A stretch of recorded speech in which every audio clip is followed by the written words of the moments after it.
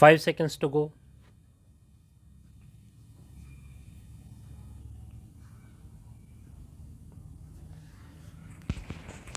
Start. Mr. Deputy Speaker, sir, I am very grateful to the honorable members who have made their observations on the budget while taking the opportunity of making a few observations on it. Nobody can claim that this is a budget where there is no deficiency, that this is an embodiment of perfection, and it has been possible for us to do whatever is needed for the betterment of the economic situation in the country. At the same time, it has been very correctly pointed out that in a situation like ours, the finance minister had little option, or rather very little space for accommodation to provide a budget, on the one hand keeping his eyes on the need of growth, and on the other to see that the peculiar economic situation which has been created as a result of constant demand does not deteriorate further. In view of that, it has been admitted by almost all the speakers, including the distinguished leaders of the opposition, that an increase of the order of 31% in the plan outlay would go a long way and would create an investment climate which would ultimately be beneficial for the country.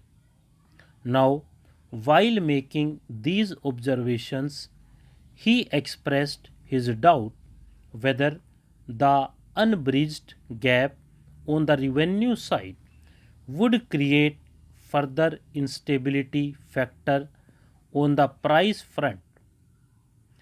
Keeping in view the situation as it is today and the economic disciplines and various measures which we have resorted to, perhaps we can modestly claim, unless certain external factors come into the picture, it would be possible for us to maintain the price stability as it is today, and at the same time, as it has been expressed by the finance minister in his speech, by reducing the taxes both on direct and indirect side, the total revenues of the country would not be reduced.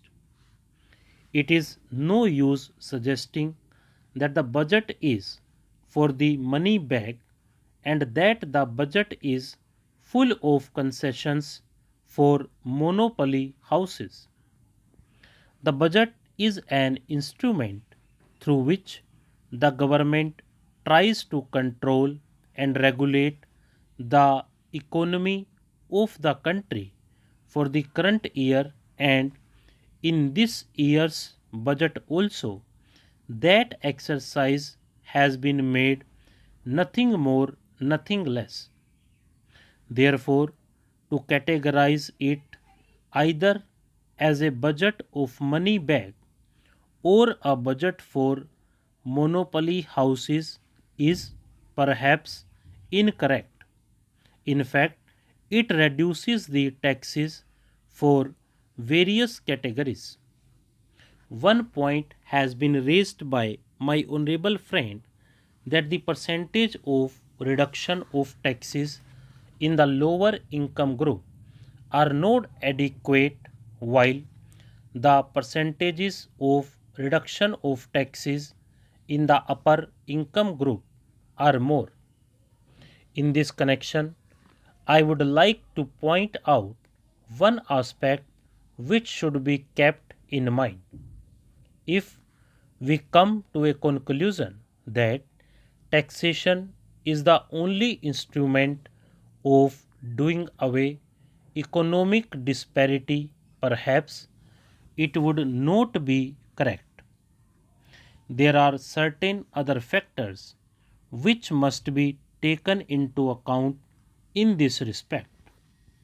In a developing economy like ours, no doubt taxation is a very important instrument of doing away economic disparity, but at the same time there are certain other factors which also contribute for making the desired goal, such as investment policy, industrial licensing policy, and there is no denying the fact that for the last few years the government is trying to concentrate on those fronts.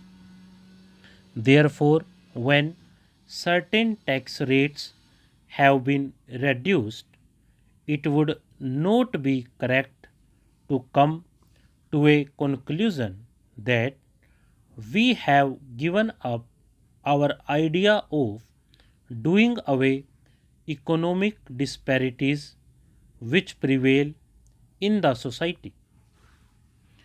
I would like to submit that the basic objective of our taxation system is progression in the rate of taxes.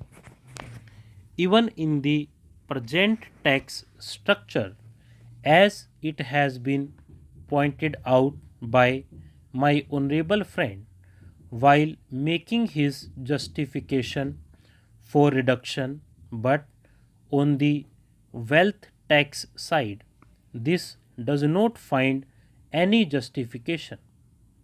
Some people may be wondering why we cannot have a higher percentage of taxes. Sir, from the experience that we have gained during all these years, it has been established that a higher rate tax at a certain stage becomes counterproductive. There is no denying the fact that the rate of tax for income of over 90%, that does create distortion not only in one form but in many directions. That does not mean that if somebody has acquired income or wealth up to a certain level, he does not acquire wealth anymore. But what happens is that he does acquire wealth, but that wealth or income is not brought into the books, as a result of which all such vulgar expenditure is going on. There is no denial of the fact that the operation of black money which went on and which is still going on in the country is the product to some extent of a system like this. Therefore, to ensure that we do not have increase in black money, the rates of direct taxes should go down. Stop.